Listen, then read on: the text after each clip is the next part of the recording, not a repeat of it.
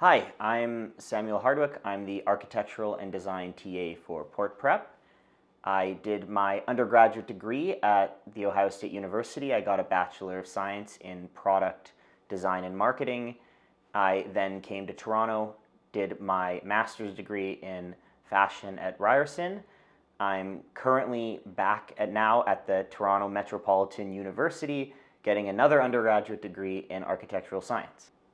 What I'm hoping that the students who take this camp will learn from me is I'm there to creatively consult, and I'm there to help them push their ideas further than they would be able to push it themselves.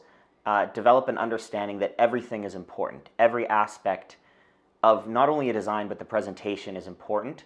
Trying to get down to a clear idea of the theme or the idea they're trying to explore, and then helping them design something where every aspect of the design is related to that idea. From the colors, the design, the line weight, to the font you choose to present it, the background, every aspect warrants a part of design, and that's something that I hope I can help them to better understand to push their design forward.